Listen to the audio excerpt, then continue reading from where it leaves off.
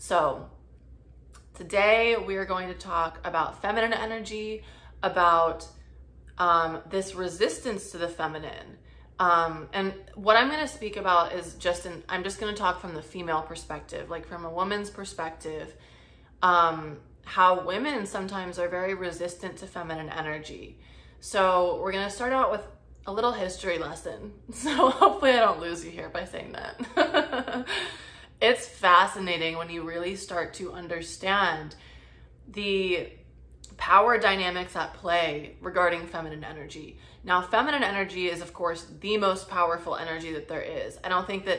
Honestly, I don't think anyone would really argue with that.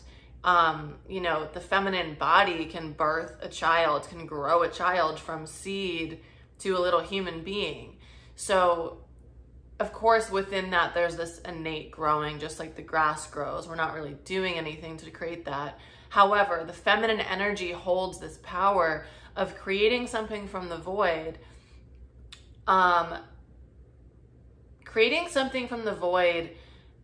that wasn't there before, right? That's feminine energy. Masculine energy provides the structure and the container for it. So you could look at this as Shiva Shakti. You could look at this in so many different ways. The masculine provides the feminine energy within yourself. This might be what your relationships look like, but this is within yourself. Your masculine energy provides for your feminine energy. Now, what I want to talk about in this video is the resistance to feminine energy. So feminine energy has been removed from our world for the last 4,000 years at least. I'd say it started being from 4,000 years ago to 2,000 years ago, it was actively being taken away. It was actively being stifled. It was actively, you can think about this as goddess temples being burned, religions who worshiped the earth, indigenous peoples, religions who worshiped the earth slowly being wiped away, whether they were killed off, whether they were silenced. So much of the divine feminine energy had to go underground, like people who worshiped the mother had to go underground in secret societies and things like that. And that's how the toxic patriarchy began. Because without the compassion, the nurturing energy, also the fierce protector of this feminine energy, it's like this immature masculine energy was just able to run rampant. And it's not divine masculine energy. So this isn't like masculine energy is bad. No, I'm not saying that at all. So let's go back to the point. Feminine energy, most of us didn't grow up unless maybe you were an artist or a dancer, or your family was, your parents were artists or dancers, or in some sort of very sensual type of career path. But most of us weren't raised in that type of an environment. Most of us were raised in a very masculine environment. You need to do these things, and you need to hustle, and you need to grind so you can make money and survive, right? That's typical. We all have that. A lot of us have that story. So within that, as the feminine energy is removed, sexuality was also, now we're going back into history, sexuality was demonized, even though we all have sexual energy. And part of the reason it was demonized is because this is actually what creates the greatest power. Sexual energy is the most potent life force energy that we have within us. And if we were trained properly, we would understand as a collective that sexual energy can be used for so much more than sex. It can be used for creation. It can be used for revitalization. That energy can be recycled to do other things that is extraordinarily powerful. And it's interesting that was repressed so that all of us would have, there would be this collective shame around sexuality, because everyone has sexual urges. It's a primal thing. There was this shame that was birthed around sexuality, and from shame comes nothing good, right? Now we see all of the horrible things that take place because people are ashamed of their sexuality, or because people have these perversions, or I don't even want to use the word perversion because that has a negative connotation. It's not widely acceptable to just talk openly about sexuality. It's becoming more of that, but it's not that quite yet. We're working into it.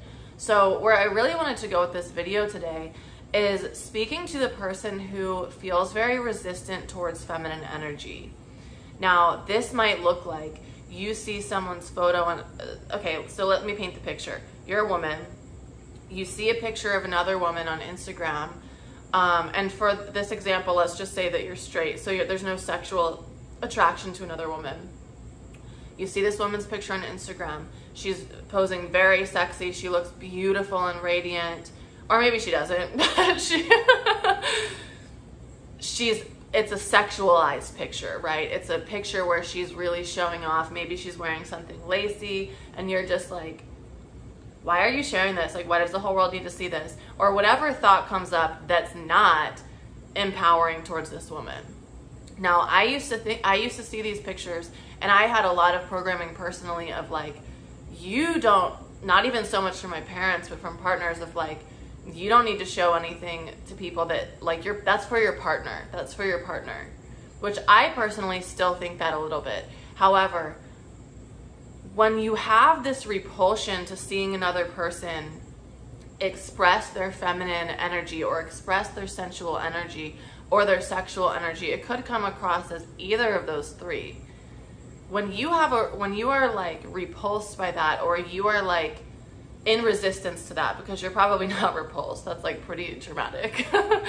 But if you're in resistance to that, that's showing you that you are actually in resistance to your own sensual energy.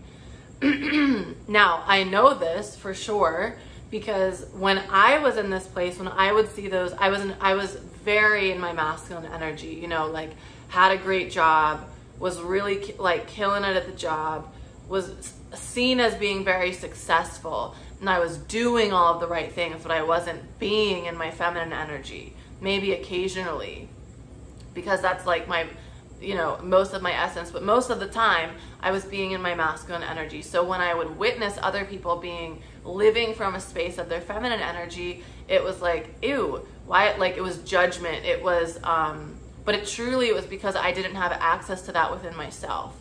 So I want to challenge you, when you start to see images of, because the Instagram has all of its flaws, right? But the creative expression is so beautiful on Instagram. Now, this is going to depend on who you follow.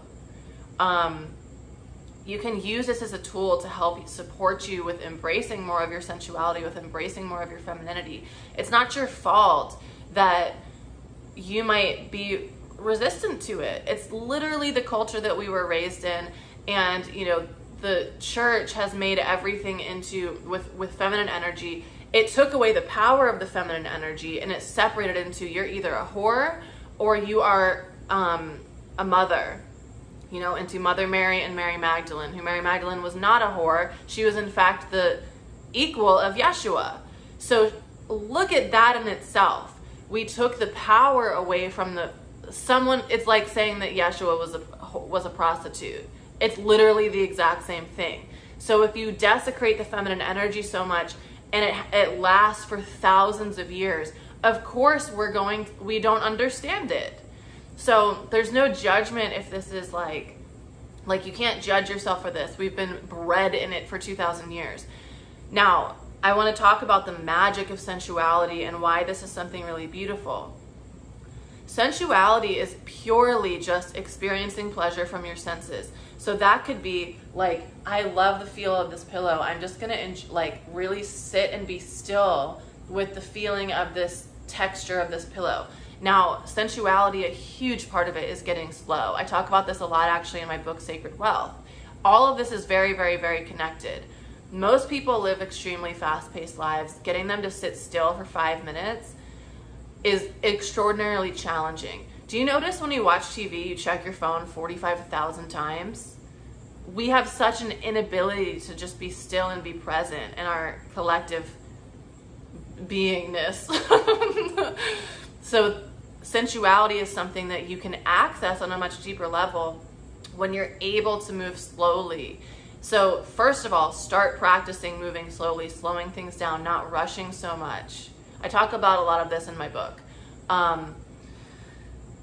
Okay, but let's talk about it in relation more so to like more of the sexual energy. And this is purely in relationship to women who feel resistant to feminine energy. I want to reshape your mindset around this a little. It takes an extraordinary amount of confidence to share like a sexy photo of yourself, or to share something where you feel like it's revealing part of your soul. It takes an extraordinary amount of confidence. Anyone who's watching this that is a coach, or like anyone who makes videos like this, you know, in the very beginning, just to like share a teeny bit takes so much courage. Now imagine sharing your sexual energy. It doesn't mean that you're like, you know, it doesn't mean that this is an excessive share of this, but even something small takes a huge amount of courage. So for the person who's like, oh, God, look at her like showing her tits off again, like really look at, do I have the courage to do that?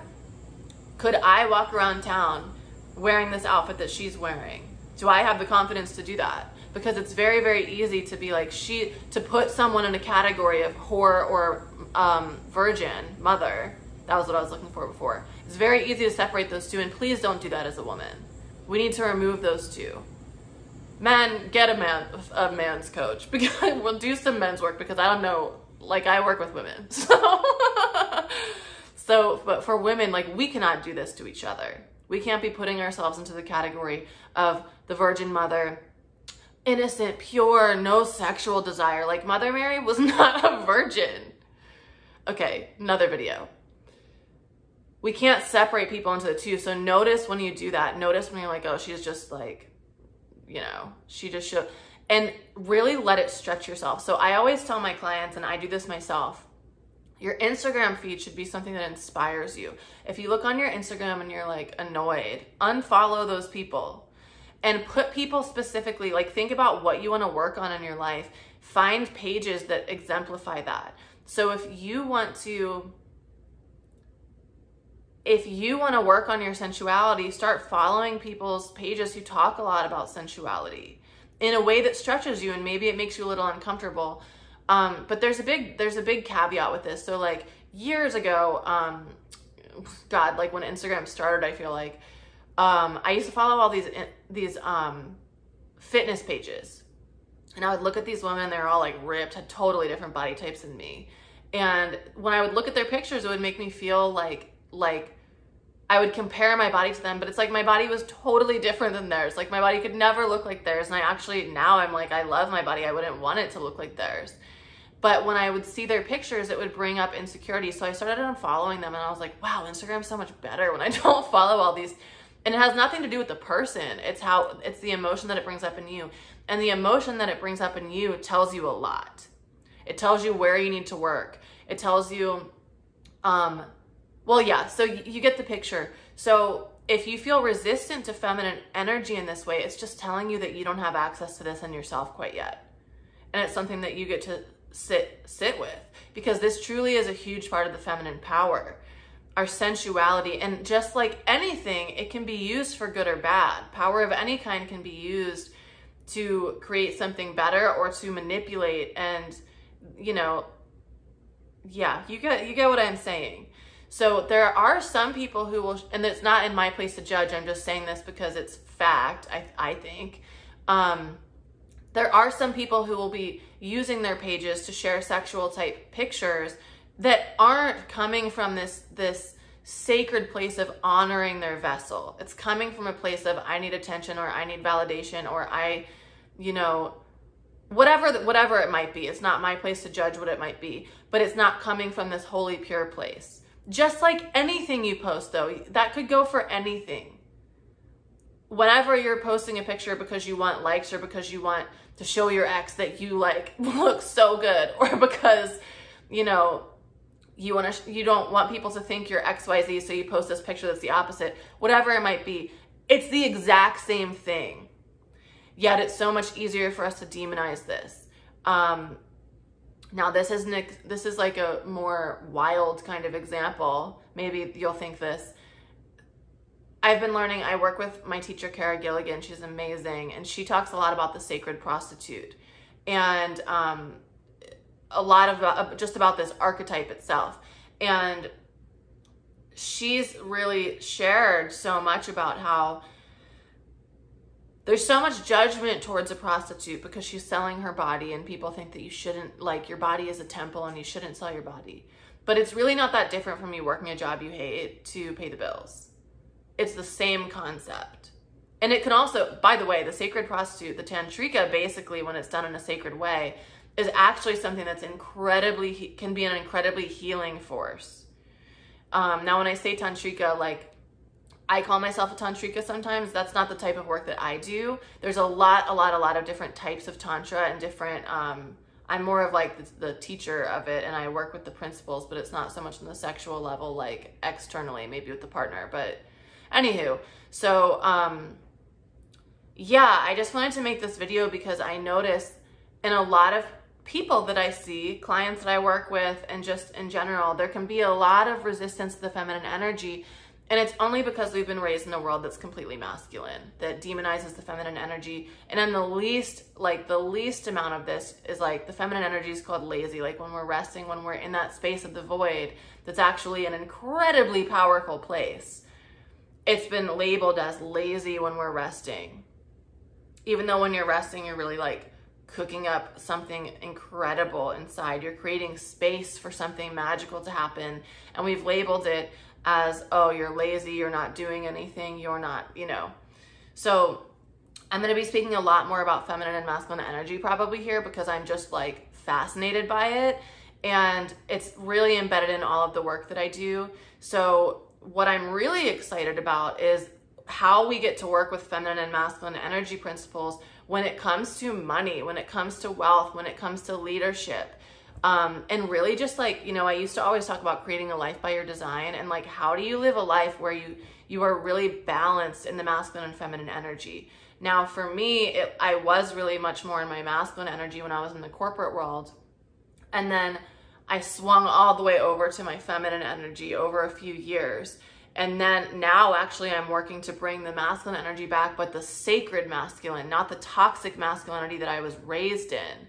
And when I say raised in, I don't necessarily mean my parents, but I mean the world's constructs that we are raised in. For the last 2,000 years minimum, we've been raised with these constructs, and they're unhealthy.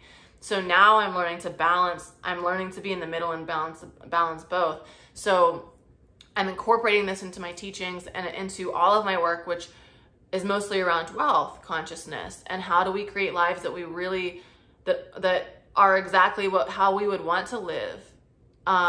Anyways, so my new program, Divinely Funded, it starts on November 11th, 11/11, but it's open now for enrollment, and there are 3 different price tiers. So the earlier you enroll, you're going to save more money because I want to reward you. Oh, I've got ear ringing. The spirits are talking. I want to reward you for being decisive and choosing yourself. So basically, it's like I've got extra early bird, and then regular enrollment. So now until the 24th is extra early bird enrollment. So you're going to get it for the least price. You can pay in full and save some money, or you can do a payment plan. But it's a 4-month adventure together, and we're going to be going it's all about developing sacred wealth consciousness, but also developing your sacred leader, your soul mission, learning how to create new realities, utilizing your feminine energy. So it's like so juicy. It's led by the goddesses. Like they gave me all the ideas for this, and it's kind of all of my work in one place. So this is going to be my new signature program. This is the first time it's going live, which means it's the least expensive. But yeah, I'm so excited for it. If you would like to join, the link is in my bio, and you can ask me any questions as well. I'm also going to be doing a free masterclass. I forget what date it is. I'll let you guys know. I think it's on the 28th of October. I'll have the link up for that shortly that you can sign up for it. But yeah, I wanted to just speak in this video about feminine energy because there's a lot of resistance to it when you're more so in the masculine energy. And the feminine energy is so juicy. Like I really just want to bring more. I feel like one of my roles on the planet is to bring more of this feminine energy in, like help you really cultivate it in your life, because it is like how I told you I swung from masculine to feminine. Coming back over here, I'm like, no, I just want to stay in the feminine. It's so good. It's like just total creative power. So there's also a weak, you know, there's a wounded feminine and a powerful feminine, just like there's a wounded masculine and powerful masculine. All right, gotta go. Bye, guys.